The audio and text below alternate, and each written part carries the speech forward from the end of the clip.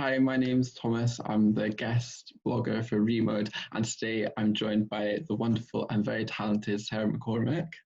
Thank you so much for joining us today. Yeah, that's no problem. I was wondering if you could just start by telling us a bit about where you're from and how you became interested in fashion.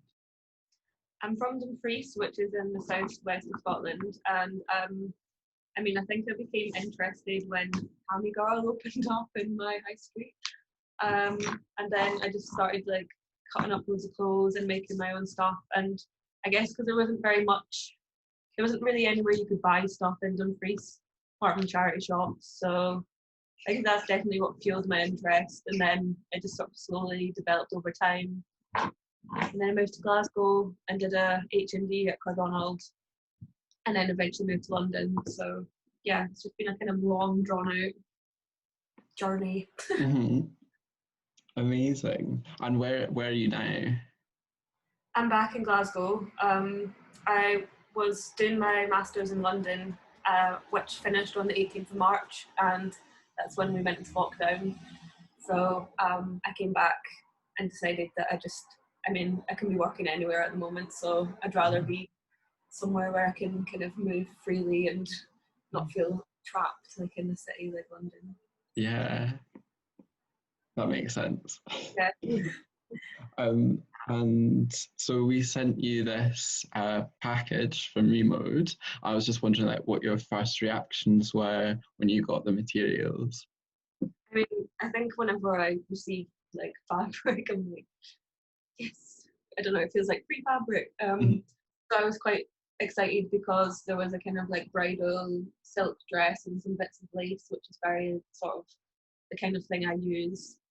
And threads, yeah, I was quite sort of eager to start just because it was materials I would use. Like it wasn't completely random or like workwear or something. So, and I was kind of I was pretty impressed by the quality. Like Caroline told me there was a kind of old lace mill nearby. I can't remember what it's called, but it was like one of Scotland's oldest lace making places. I would to read it again, but yeah. So for that reason, it's nice to kind of utilize things that've got a bit of like heritage, and especially like a bride's dress. I feel like that's always quite a sentimental and nice thing to cut up. And so with your process, did you kind of feel like you were doing something like quite familiar, or were you approaching this challenge slightly differently? I definitely approached it in a very familiar way to me, which was quite unplanned and just like quite spontaneous and trying things out on the mannequin. And there was actually kind of a couple of shirts as well. So I think with time, maybe I could do something a little bit more considered with them. But I just think it's important for me to just work in a way that's familiar, because otherwise I'd do something for ages and like I should have just done it the way I normally do. Mm-hmm. So yeah, it was very familiar, kind of like quite sculptural, hand sewn, working on the mannequin. But it's nice to sort of use a garment. And normally I would just use fabric, so it's nice to use an existing garment because that can add so many kind of like facets to the way it looks and how it's adapted as well. Mm-hmm. So did you start like kind of cutting it up or kind of moving it around? Well, I picked up this sort of, I don't know if it's necessarily a wedding dress, but it's white and it looks kind of weddingy. It's not quite classic, but I picked that up first and was like, okay, this can be a skirt and a top. And then as I was kind of like playing about with it, I realised maybe it would be better as a top, and then now a dress again. So it just kind of like went through loads of different. I was trying to be quite open with it because when it started looking a bit bad as a skirt, I was like, And then as a top again, I was like, this is so much better. So I think it will still constantly be evolving until it's finished. Mm-hmm. I don't really know when to call something finished. Mm-hmm. So I'm going to try and put some limits on it. But yeah, it's like 3/4 of the way there. But it would also be good to kind of use the other fabrics that were included in the package for something else, kind of maybe quick. So yeah. how do you usually source your fabrics and textiles? Well, when I lived in London, I spent a lot of time going to Portobello Market.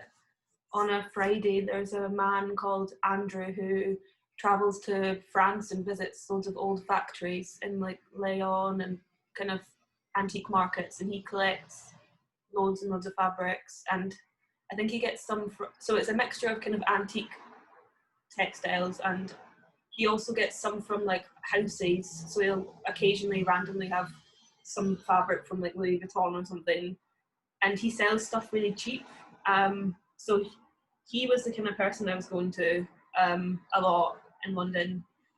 And I also use websites like New Craft House, which is like dead stock from designers, and there's another website called Amor. Like, I don't really buy new textiles or fabrics, and I'm quite happy to use like what is known as dead stock, so leftovers, because you can get pretty much anything.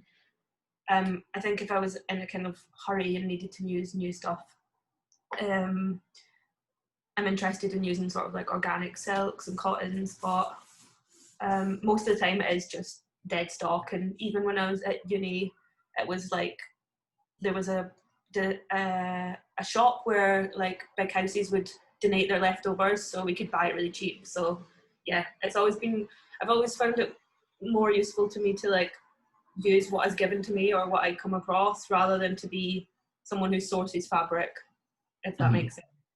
Yeah, see what comes to me and I'll use that, basically. What do you enjoy working with the most? Kind of what are traditionally sort of evening wear fabrics, like silk, just lightweight silks, chiffons. I'm not really into kind of, I don't know, I guess like that's the kind of realm that I'm interested in, is just like luxury fabrics. I don't know, I don't like to call it that because it's just what it is, but yeah, I'm not so into sort of sports or workwear or anything too practical. Yeah. So how much do you see yourself as a sustainable designer, or how much does sustainability come into play in your design process? Well, it's quite funny because I never saw myself as that in the past, but I've always, like, as a person, been very, I buy everything secondhand, and like I'm not, and like I've always been very opposed to like consumption in the sort of new sense, and so I think quite naturally didn't realize I was kind of sustainable. I just thought as a kind of fad thing that I really was like, oh, shut up. But then over the past couple of years and having discussions at uni and sort of figuring out, I guess, finding your own version of what it means to be sustainable, I've realized like, yeah, the way I work is very sustainable in terms of like, I don't really do toiles. I just kind of use all the things I have, and even the sort of very like appearance of it being quite like deconstructed, broken, messy. It's like that element of perfection is quite a unsustainable thing, because it's like reworking, having to redo. So it's very like instant, but I never saw myself in that world because I was a bit afraid of it. But now I realise, like, yeah, I have kind of made my own version of that somehow. Or at least that's my personal ethos is kind of like, it fits in somewhere. I'm not doing like a factory line production of hundreds of things. So it's kind of, you've got these elements of sustainability at like the kind of fabric level, but also at like the making level, where I'm guessing it's like just you kind of taking kind of time to be like really considerate about the things you're making.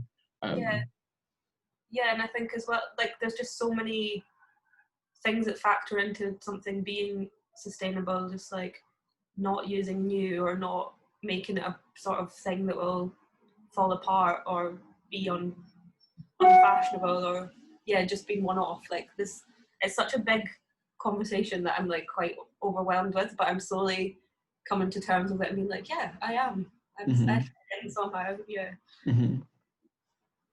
How do you see the future of fashion? Big question. Okay, yeah. I think I just think it's like I just don't think it can be a thing anymore. No, I don't know. I think like all the big houses and stuff, like it is getting to that point where it's like, why are you doing a runway show? Like no one. That's just such a.